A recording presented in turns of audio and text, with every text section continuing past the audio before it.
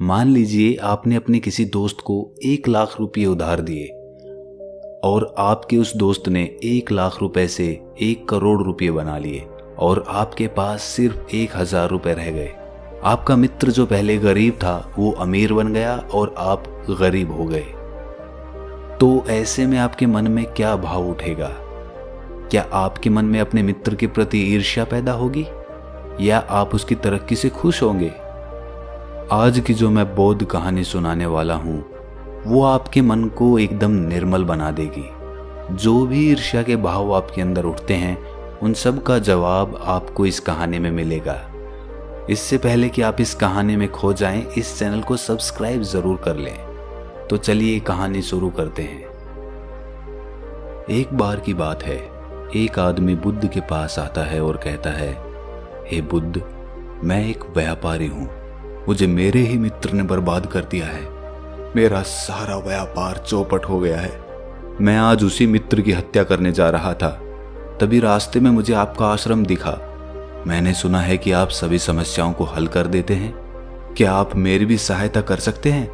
क्या आप मुझे कोई मंत्र दे सकते हैं ताकि मैं अपने मित्र से भी अधिक धनवान बन जाऊं? बुद्ध ने कहा, मैं तुम्हें एक ऐसा रास्ता बता सकता हूं कि यदि तुम उस पर चलोगे तो तुम्हारा खजाना कभी खत्म नहीं होगा, उल्टा वो और ज्यादा बढ़ेगा। व्यापारी बोला, हे बुद्ध, जल्दी से आप मुझे वो मार्ग बता दीजिए। बुद्ध ने कहा कि मार्ग बताने से पहले तुम ये बताओ कि तुमने अपने मित्र के साथ क्या किया था। जितनी सच्चाई से तुम मुझे सच बताओगे उतनी जल्दी मेरा मार्ग तुम्हें आगे ले जाएगा। व्यापारी बोला, मैं और मेरे मित्र 12 साल पहले इस नगर में आए थे। जब हम यहाँ पर आए थे तब मेरे मित्र के पास ज्यादा धन नहीं था, उसके मुकाबले मेरे पास अधिक धन दौलत थी। वो मेरे पास आया और बोला कि उसे व्यापार शुरू करना है जिसके लिए उसे कुछ पैसे चाहिए। मैंने दोस्त होने के नाते उसकी सहायता कर दी। कुछ ही समय बाद वो मेरे जितना धनवान बन गया। उसका व्यापार बहुत आगे बढ़ा। मुझे भी बहुत खुशी हुई कि मेरा दोस्त आगे बढ़ रहा है और उसका जीवन भी अच्छा चल रहा है। लेकिन आने वाले कुछ सालों में उसका व्यापार और आगे बढ़ा और वो मुझसे भी ज्यादा अमीर बन गया। उसके पास बड़ा घर, बड़ा रथ, सब कुछ हो गया। मुझे ये देख उससे ईर्ष्या होने लगी। मुझसे उसकी तरक्की बर्दाश्त नहीं हो रही थी। मैं नहीं चाहता था वो मुझसे अधिक पैसे वाला बने।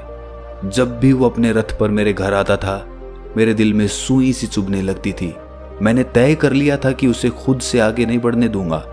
इसीलिए मैंने उसके व्यापार में हानि पहुंचाने के लिए एक से एक षड्यंत्र रचा। यहाँ तक कि खुद का व्यापार भी मैंने दांव पर लगा दिया, जिससे उसे थोड़ा बहुत नुकसान हुआ लेकिन मुझे ज्यादा नुकसान हुआ। मेरा व्यापार नष्ट हो गया और मैं कर्जदार हो गया। मेरे बीवी बच्चे रास्ते पर आ गए।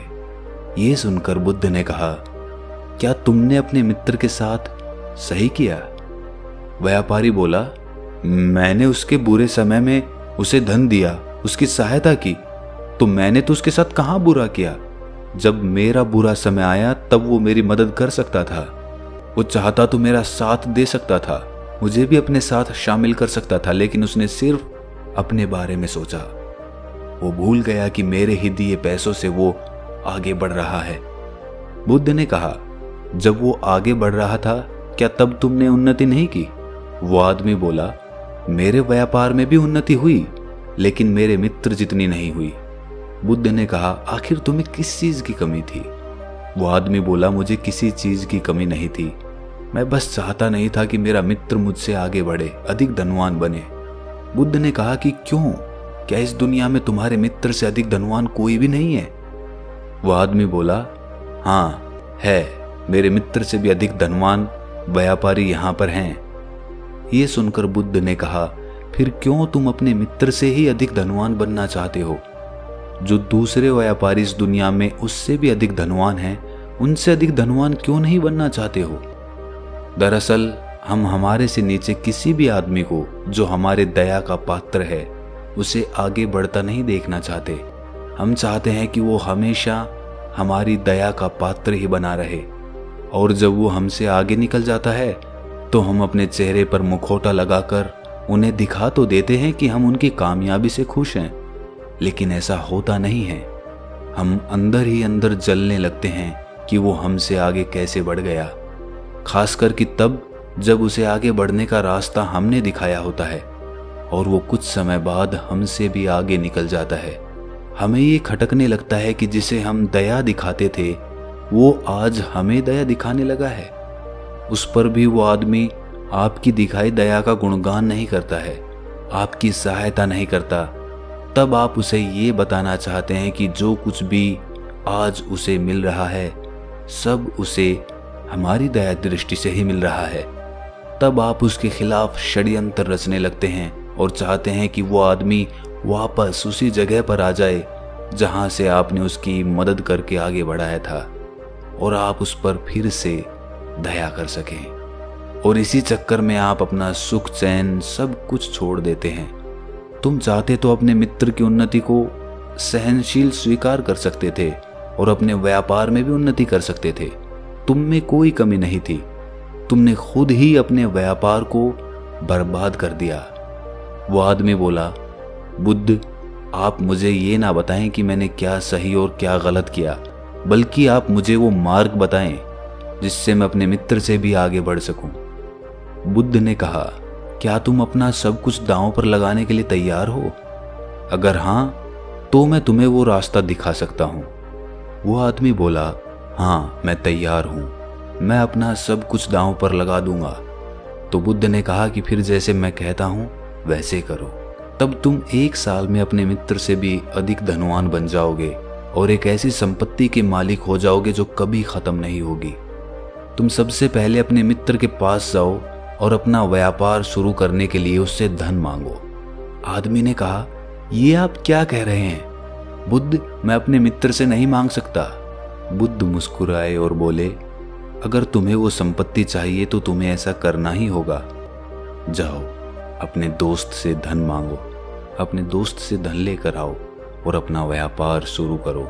और यही नहीं, रोज तुम्हें यहाँ आश्रम में आकर भिक्षुओं से 1 साल तक ध्यान सीखना होगा और जो भी तुम कमाओ उसमें से उतना ही अपने पास रखना जितने की तुम्हें जरूरत हो। बाकी सब गरीबों में दान कर देना और लोगों की मदद करने के लिए उपयोग करना। नशा मत करना, किसी की निंदा मत करना, अपना व्यापार पूरी ईमानदारी से करना, कोई षड्यंत्र मत करना। तुम 1 साल तक ऐसा ही करो, तब देखना तुम्हें वो खजाना मिल जाएगा और कभी खत्म नहीं होगा। उस आदमी ने बुद्ध की बात मान ली और उसने ऐसा ही किया और 1 साल के बाद बुद्ध के पास आया और उनके चरणों में गिरकर बोला, हे बुद्ध, आप जिस संपत्ति की बात करते थे वो मुझे मिल गई है।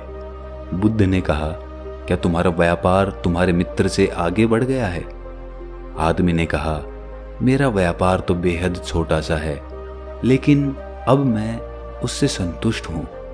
मैं इतना कमा लेता हूं कि अपने बीवी बच्चों को अच्छा जीवन दे सकूं और मैं उसी से दूसरों की मदद भी कर देता हूं। मुझे अब समझ में आ गया है कि हम लोग अपना जीवन व्यर्थ में ही गंवा रहे हैं। जो संपत्ति हमारे पास है उसे देखते ही नहीं है, बल्कि हम कंकर पत्थर बीनने में ही लगे रहते हैं। जिस बात को मैं पहले समझ नहीं पाता था, अब वो बात मुझे स्पष्ट समझ आने लगी है। मुझे अपने मित्र से ईर्ष्या इसलिए हुई थी क्योंकि हम अपने सुख से सुखी नहीं होते, अपितु हम दूसरों के सुख से दुखी हो जाते हैं। ऐसा ही मैंने अपने मित्र के साथ किया और ऐसा हमारे मन के कारण होता है। और अब मैं अपने मन को समझ गया हूँ। अब मुझे हंसी आती है कि मैं किन छोटी छोटी बातों में उलझा हुआ था। अगर आप मेरे जीवन में नहीं होते बुद्ध, तो मैं ये कभी समझ नहीं पाता। तो कैसी लगी आपको ये कहानी कमेंट सेक्शन में ज़रूर बताएं और अच्छी लगी तो इस चैनल को सब्सक्राइब ज़रूर कर लें। तो मिलते हैं अगली कहानी में, तब तक के लिए अपना ख्याल रखें।